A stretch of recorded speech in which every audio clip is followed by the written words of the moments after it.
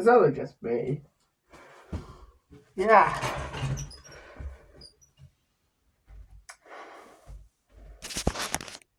Happy Halloween, everybody. Look what I'm wearing. Yes. Well, Paramount's gonna sue me now, isn't it?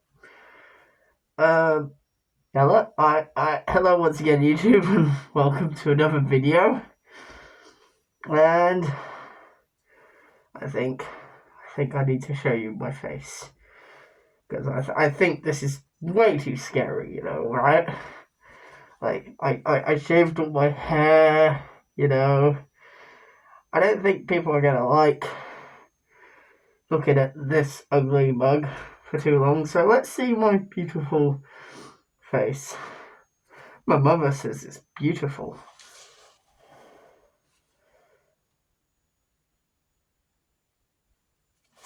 Actually, you know what?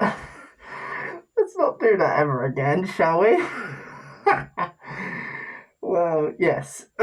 So today I'm gonna talk about the Friday the 13th films, starring the iconic Jason Voorhees, of course, and Pamela Voorhees and Roy Burns pretending to be Jason, and Tommy Jarvis. Anyway, I'm gonna do a ranking of the 12, count them, 12 official feature-length Friday the 13th films. So no fan films and no beer commercials, or alcohol commercials, because there's been a recent thing with a beer company done officially. He's not even wearing a mask that looks similar to mine. It's completely different, So what can you do, Anyway, so starting off at the bottom, I hate to do this, but Jason Goes to Hell, the final Friday, is the worst Friday the 13th film, most ambitious Friday the 13th film, and the Friday film with the least amount of screen time from the hockey mask Jason Voorhees. Jason's in it, he's quite involved in the plot actually, but you don't see a hockey mask wielding macheted murderer. You just see regular guys killing teenagers, basically, because Jason dies at the beginning of the film, which is probably the best part of the film. The beginning is the best part. The special effects work on Jason's death is absolutely incredible. It's almost like a typical Friday the 13th setup, Girl goes to cabin in the woods, takes a shower, and then Jason immediately shows up, But then, Rian Johnson, if you're listening carefully, it subverts expectations by killing Jason off at the beginning of the film. And just like with Snoke, the film really goes all over the place, just like The Last Jedi. It's The Last Jedi of Friday films, It's the one that most people don't like, and I can't blame them, really.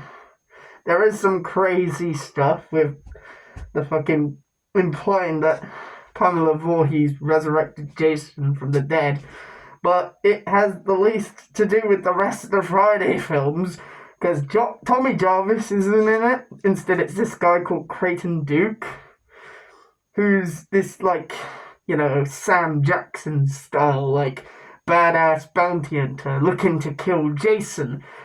He doesn't kill him in the end. Instead, he dies, giving the main protagonists the means to kill Jason, but not doing the job himself because he's not the main character. At least he didn't go out in a cool fashion like Mace Windu or anything, but oh well. And yeah, it's a lot more fantastical because Jason can swap bodies. It's a body swap horror, body horror sort of thing.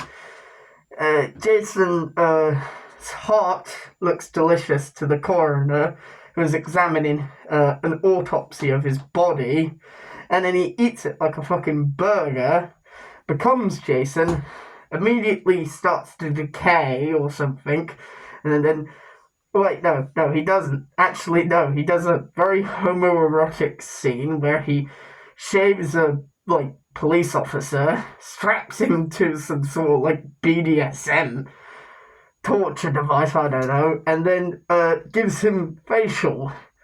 And then, he does this. Sometimes his body gets shot and sometimes his body decays. It's very inconsistent with it. But yeah, there's some fun kills in there, but,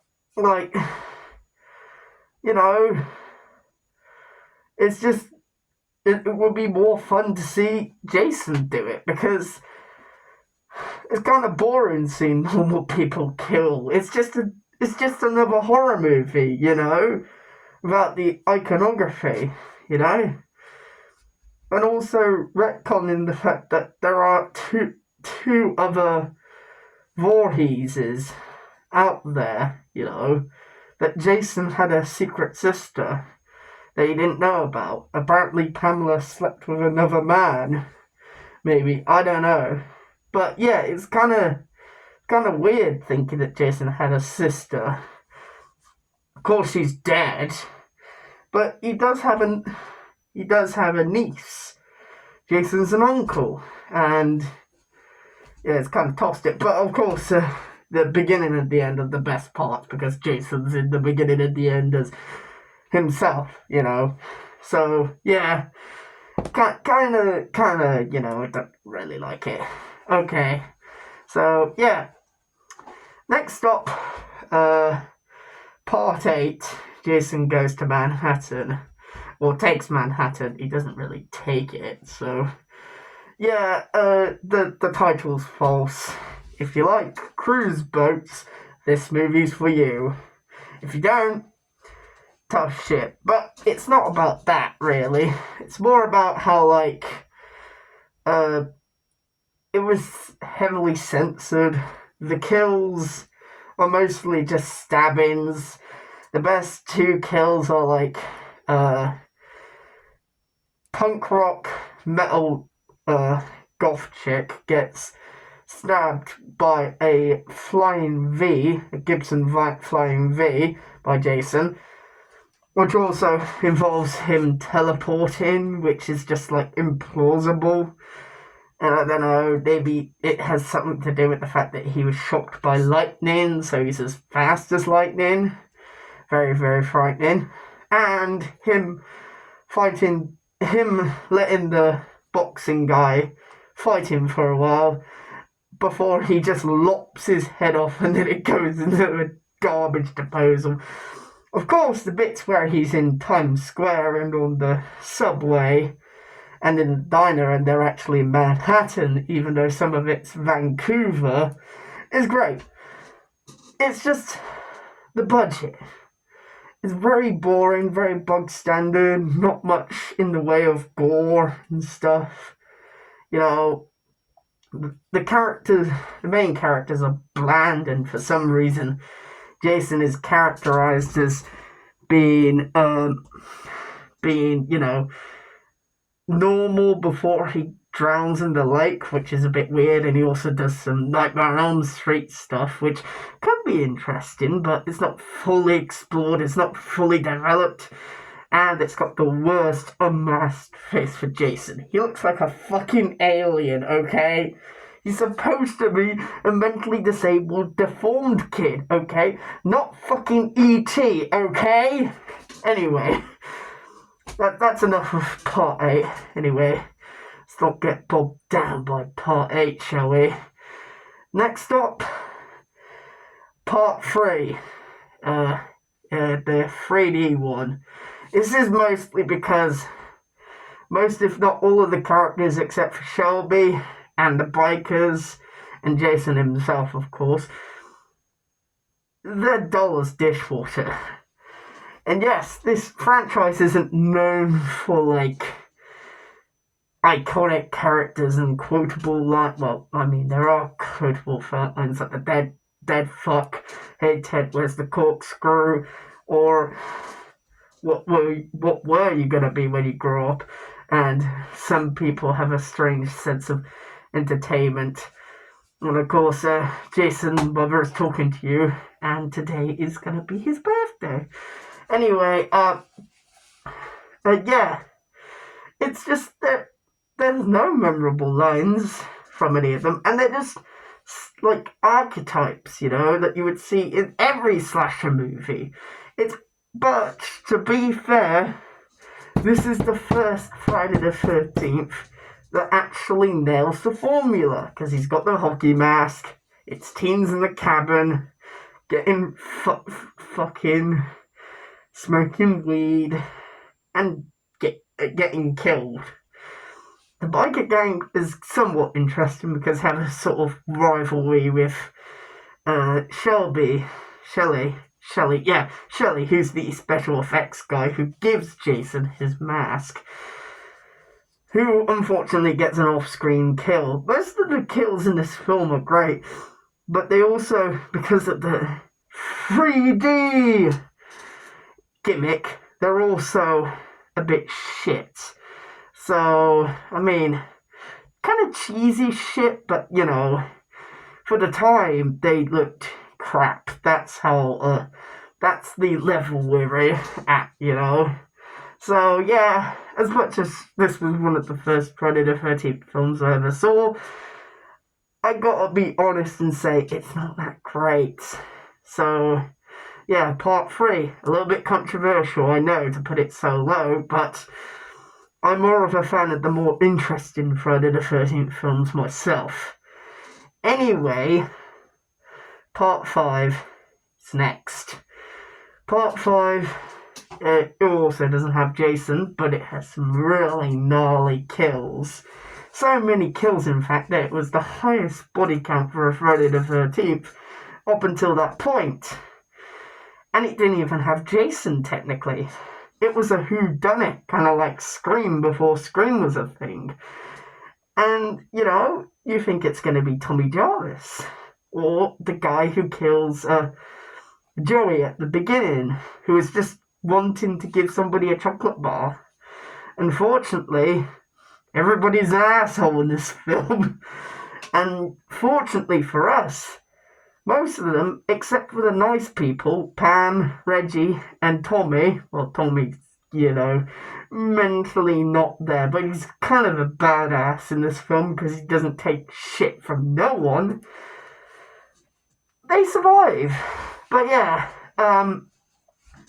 Jason is not in this film, as I previously stated, but it could have been a really good whodunit where everybody is a suspect. There could have been, maybe it's a woman being Jason this time. Maybe it is Tommy. Maybe it's other kids, passing around the blame, everybody's suspicious of each other, like The Thing, that tension, the build-up. But remember, these films were being directed by porn directors. They're not exactly masters of suspense and intensity, but they're masters of cool gore and really sexy sex scenes, okay, and showing tits. And that's all you need from a Friday the 13th film, outside of, the fact that, other stuff matters too, and some of the other films actually get that stuff, And, yeah, spoilers for this 40-year-old film. It's its 40th anniversary this year, actually. It's not Jason. It's not even Tommy. It's not even the guy who killed Joey at the beginning. It's Roy the paramedic, who was the father of Joey, who had a bit of an evil glare at the camera for 5 seconds, who turned out to be the copycat killer. And yeah, I call bullshit on that. That was totally reshoots and like added in after the fact. After most of the filming was complete because they forgot to make a mystery. And yeah, it's not a satisfying mystery answer to the mystery because you barely get to spend any time with Roy. There's only 5 minutes of screen time for him, for crying out loud. But there was that damn Enchiladas song. That was cool.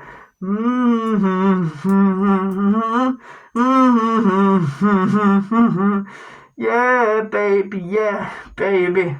Ooh, baby, ooh, baby, ooh, baby. Great scene. The only scene, like shitting scene in all cinematic history that's actually been romantic.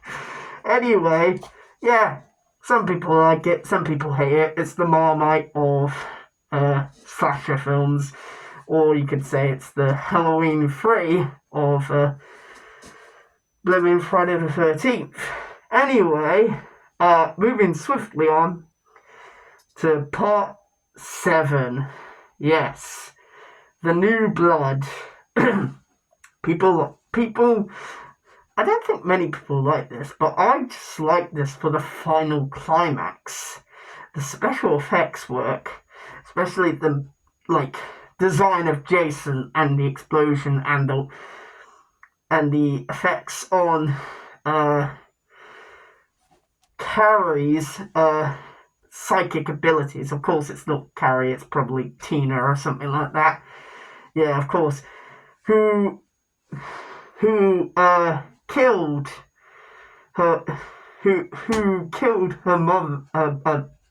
Her father drowned him in the lake using her latent psychic abilities, and she tried resurrecting him, accidentally resurrecting Jason from the lake from the previous film, part 6, with a nice bit of nod to continuity with the right side of the hockey mask cut off from the propeller blade that Tommy used to kill Jason. So I like that nice, neat continuity.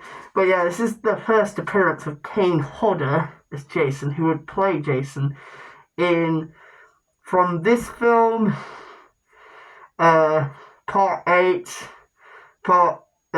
Jason Goes to Hell, and Jason X. 4 consecutive films, which is the most that anyone's played Jason in films. Anyway, yeah. The only reason why I don't like this film is because, yeah, the kills were also heavily censored. Because this was back in the days when, you had, parents groups saying, oh, these films are bad, oh, not realising that, psychopaths exist with or without horror movies, so might as well have a good time, right? But yeah, the stunt work, the fire, the longest anyone's been lit on fire, a stuntman had been lit on fire. Credit goes to Kane Hodder, bringing even more personality of Jason. This Jason feels like a monster filled with rage and hate for everyone and everything it sees. And bringing back Crazy Ralph, the actor who played Dick Crazy Ralph, for the trailer. So yeah, these aren't gospel, Anyway, let's take off the masks, shall we? Yeah, might be a good idea, right?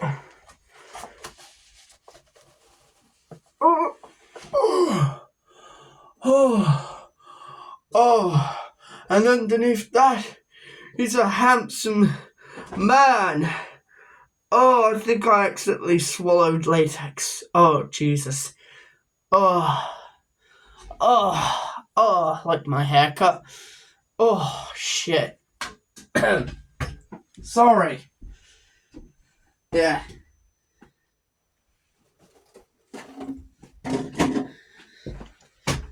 I didn't do too bad. 20 minutes wearing that. Anyway, so moving swiftly on, we were talking about part 7. You know, how I think it's not that bad. It's just, censored to shit. So most of the kills didn't have the proper weight that they would have had before. Though the sleeping bag kill is worse without the censorship. I think that one thud and she's dead makes much more sense. I think they went overkill with the uncensored version, but the rest of them look better uncensored, I feel.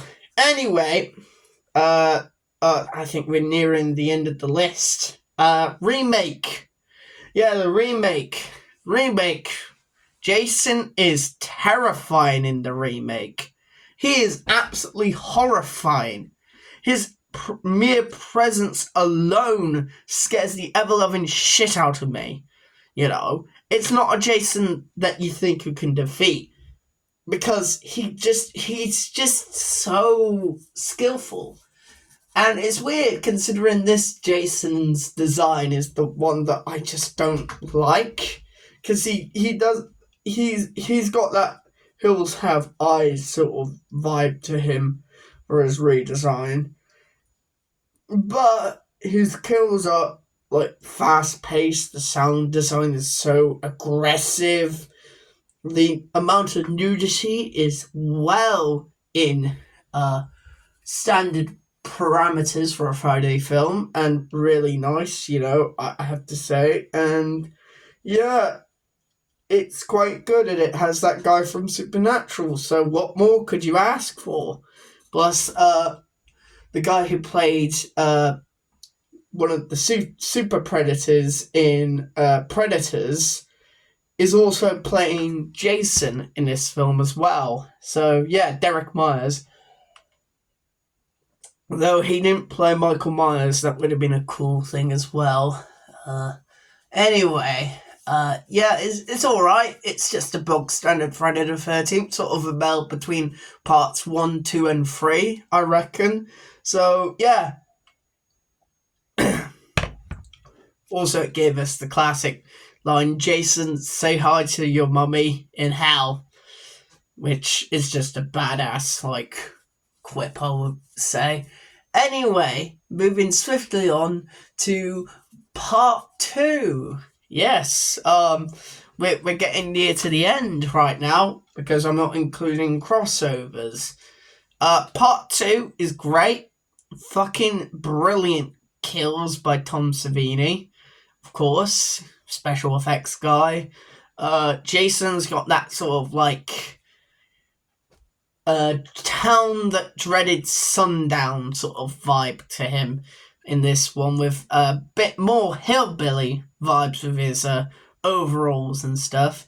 But also we get the first proper interesting protagonist in a Friday the 13th film, with Ginny, I think is her name. Yeah, Ginny. She is a She is a She did psychology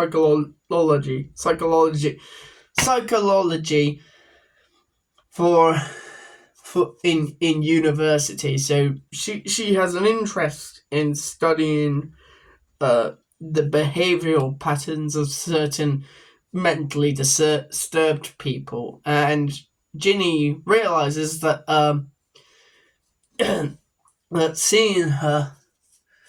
that Jason seeing his mother be killed would have fucked him up royally, which is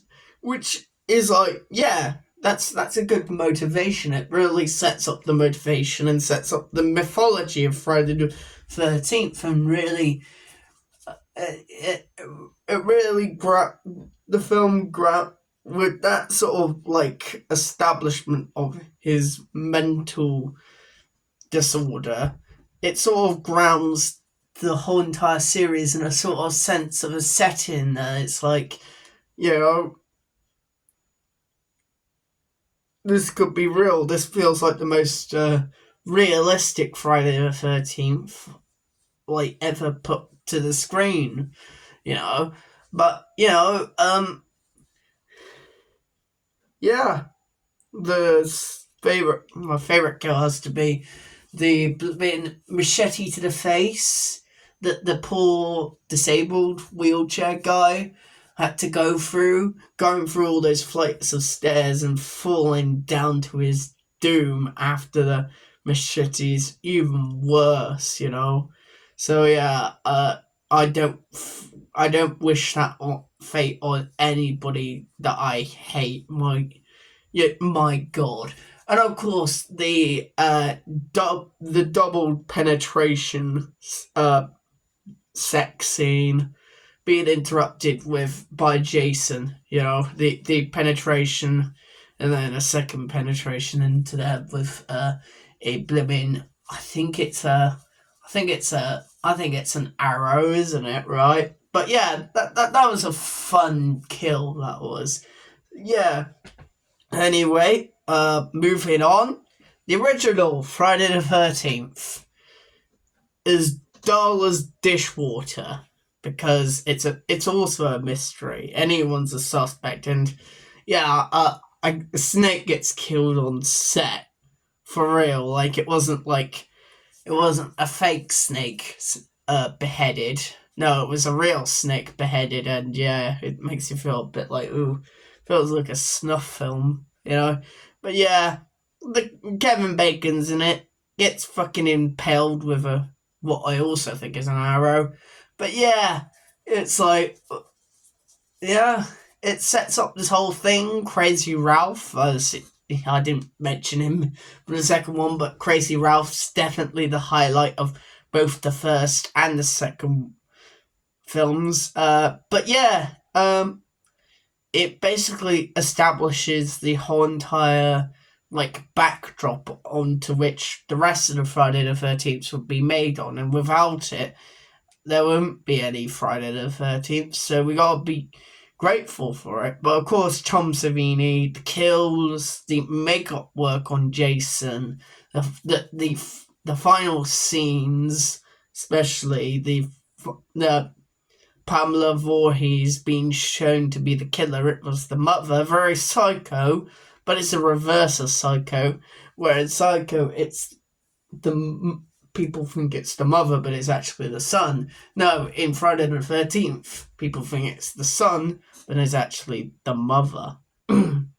And yeah, Betsy Palmer really gets to go full blown psychotic mother with a double personality of Jason telling her to kill everybody, and you really feel like that she's completely lost her mind, and it sort of becomes almost disturbing in a way, but it's also still the climax is just a very old woman trying to kill a young woman.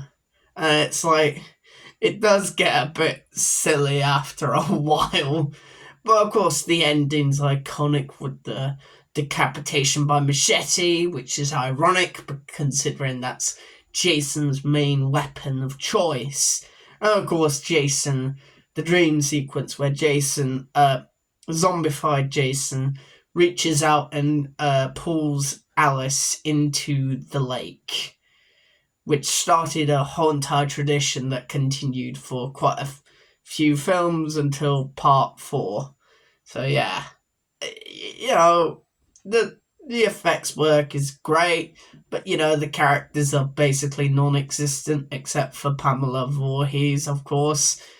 But yeah, without it, we wouldn't be talking about these films at all. So that's why it's so high on my list above part 2,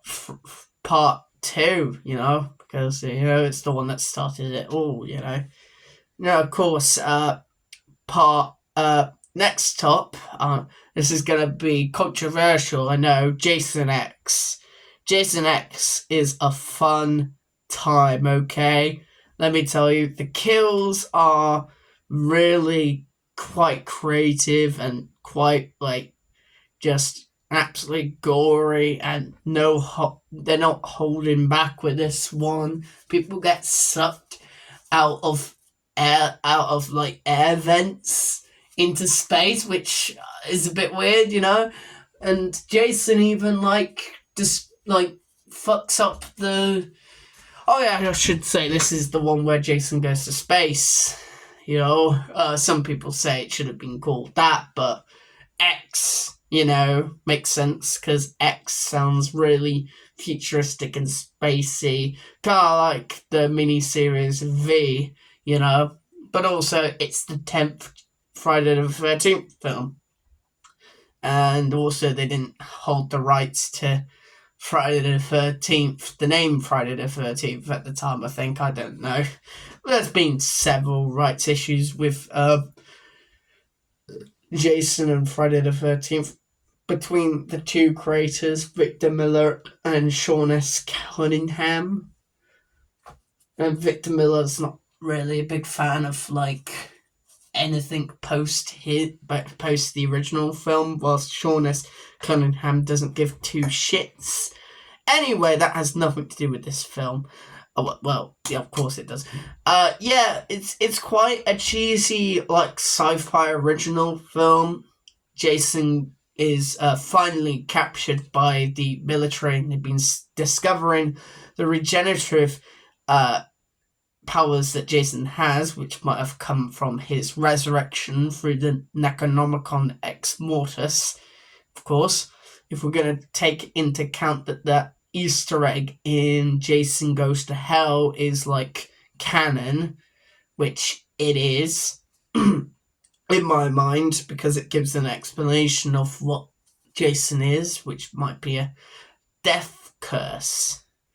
And of course, they can't kill him, and series of events leads him to be cryogenically frozen with this woman. I can't fucking remember her name, but yeah, they get thawed out, and the Earth is completely ruined from us going full humanity on Earth, and yeah, a bunch of teenagers bring them on board their little ship, and hijinks ensues, and Jason comes back to life, and we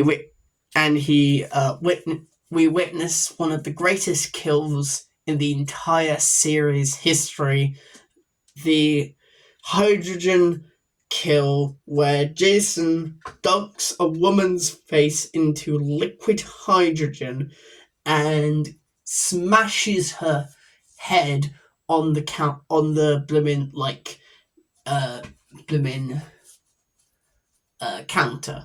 Yeah, the table. It's glorious. It really is visceral, nasty.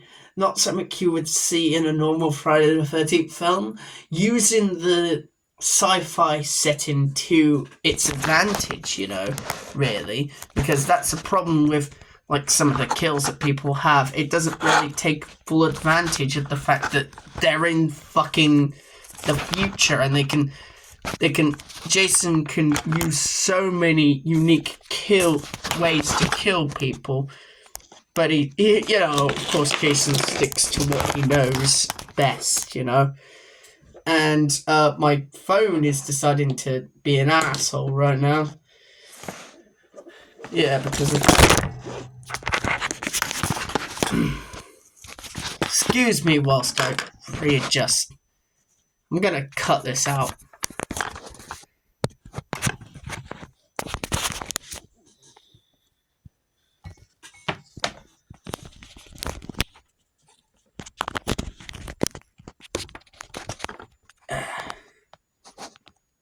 There we go. That's much better.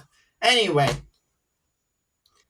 Jason does what he does best and starts to kill some horny teenagers, and it's pretty good, Doesn't take itself too seriously.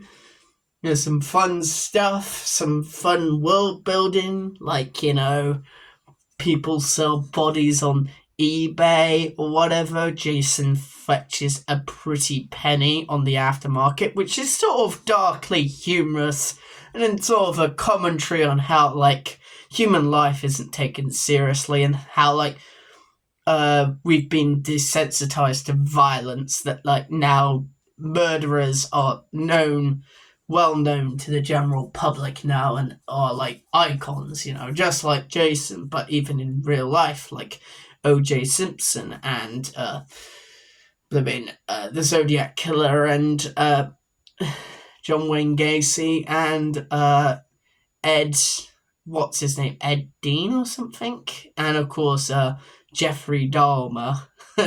How can we forget about Jeffrey Dahmer? They're all well known and famous, despite being real life murderers. But yeah, of course, there's holographic scenes. There's a lot of disposable cannon fodder for Jason to go through, and also there's a fight with one of the crew members who survives and sacrifices himself to save the people of Earth 2.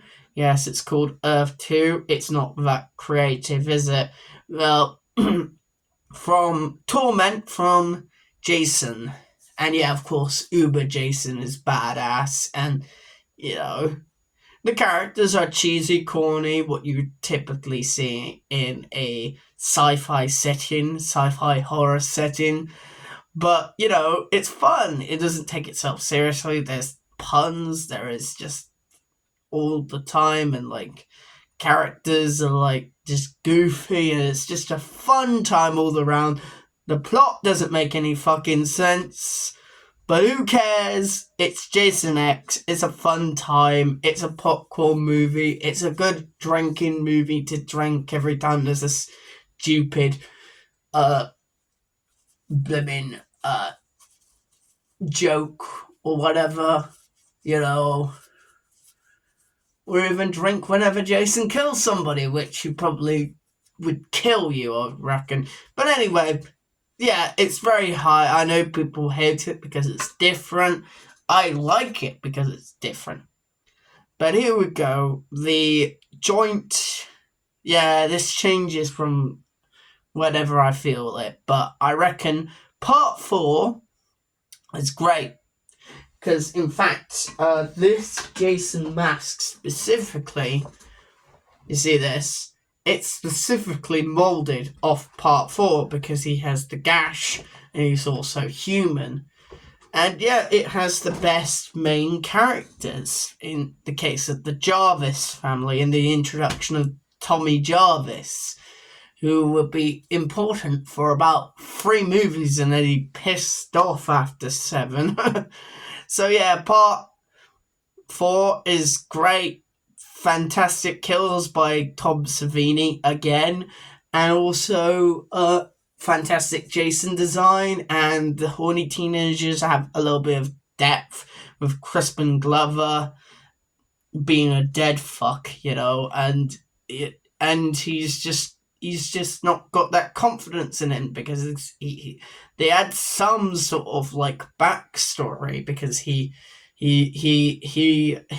just got dumped and he's just bringing the mood down because of his like misery of like, do women still like him? Is he the problem? You know, and it's like, oh wow, that's actually some depth, you know. And you have Corey Feldman as Tommy Jarvis, and he's basically Tom Savini's stand-in. Can you tell from the name? He makes his own costumes and stuff, and he's a 12-year-old, and he's privy to some stuff that he shouldn't be looking at. But just like us when we were his age, we still looked at it, and you know, he portrays a kid. He portrays a 12-year-old seeing these things for the first time with the amount of like excitement and the amount of confusion of like watching these things, like as much as we were, you know. And it's you know, the film has nuanced characters, a lot of nuanced characters, you know.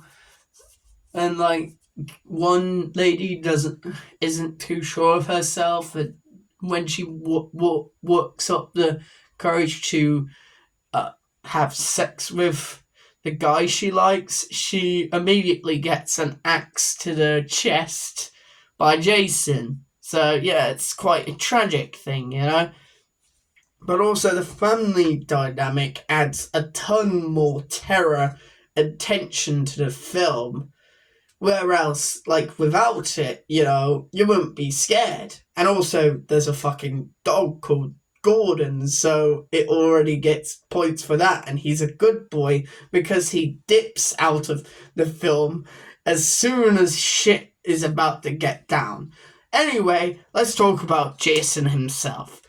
Jason is brutal in this fucking film. He saws a guy named Axel's, like, head off. He kills a nurse. He kills a hitchhiker who stabs her through the throat, all the way through the throat, and she was trying to eat a banana, and it dips out of her hand. He kills this guy that there's this one funny kill where this guy's like hunting Jason, and you think he's gonna have a final confrontation with him. But instead of that, now bear with me, this was based on real world events. He yells, "He's killing me, he's killing me, my God, he's killing me," whilst Jason is stabbing him with his machete. I'm not fucking kidding. That is literally based on reality. That is not made up. That was based on a true story. But yeah, it's nice to see, like, somebody, like, trying to deal with Jason's bullshit, you know? And finally, you know, and yeah, the kills are just fantastic. Jason's more physical in this film compared to the others. Whereas, like, other films, it feels like he can easily be defeated. He's as battle strong as a normal guy. This, he feels like a supernatural monster that can't be defeated by any regular means and needs to be pretty much brutalized as much as possible if it takes as many. Doesn't matter how many stabbings it takes. Jason needs to be put 6 feet under in the most brutal fashion ever. And yeah, he does get a really brutal, like, death. He gets a machete to the head, and then he gets, yeah, his design is absolutely wonderful with the blooming, like, gouges on this side of his head, and, you know, the continuity of the stab. But yeah, he doesn't look in the best of shape. That's because he kind of died twice, 3 times beforehand, you know. Once with the machete lodged into his shoulder, then he was hanged, and then another time he had an axe to the head, and that seemed to be permanent. However, a machete to the eye is gonna kill anybody. And it's wonderful seeing the practical effects. His hand being split open as well. Him harpooning a guy in the dick. Him squeezing a guy's head in the shower. And then throwing this woman out. A lot of, like, scenes in this film include people jumping out of, like, windows, and you wonder, are there any windows left in that house? But yeah, it's also got, like, nice moody atmosphere. It's and also, just like part 2, they try to fool Jason into thinking that he's seen a vision of himself, whereas part 2 had them fool Jason to think that he's seeing his mother, which makes a little bit more sense, but the rest of the film's great. We'll let that one slide anyway. But anyway, this is the drum roll, please. I think you all know which one's next.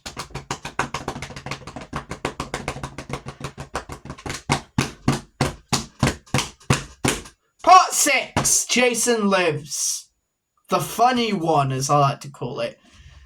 Not only does this have a kick-ass Alice Cooper song tied directly with it, The Man Behind the Mask, which has sort of been the unofficial anthem for the series ever since this film was released. It also has the best design for Jason, despite wearing marigolds, of course. The best Tommy Jarvis, of course. The best side characters, even the kids are entertaining.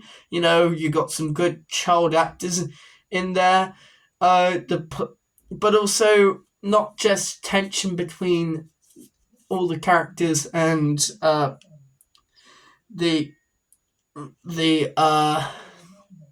ignore that.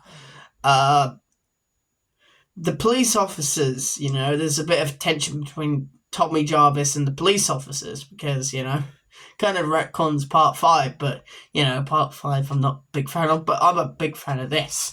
This film feels the most like a real film. You know, it's shot really nice. It's got that cinematic, moody lighting. You know, it's got so many influences from those old Hammer horror monsters, Universal monsters, like especially Frankenstein. Jason is practically Frankenstein, and this is the first appearance of undead zombie Jason. And yeah, this is the film that gives Jason that sort of like mythological, iconic look that we all know and love. He's got that. He's wielding the machete more often. He's doing a slow but like steady walk, never breaking a pace, always keeping up the same pace. And no matter what you do, no matter how far you run, he's gonna get you, and that makes him a hell of a lot more scary, in my opinion.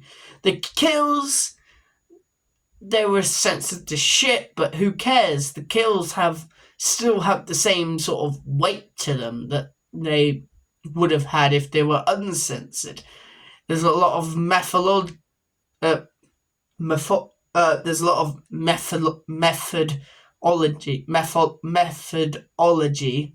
into the kills. You know, you can see every single movement that Jason makes is not wasted. It's all precise to get rid of as many people as possible. He's not concerned like with flashiness. He's concerned with like ridding people of his territory for good, you know. And yeah, he's just doing what he does best, and that's killing. And but this film, despite Jason being the scariest he's ever been, without the eyes as well, which is probably the best look for him as well, without any eyes, because seeing the eyes, it's less terrifying.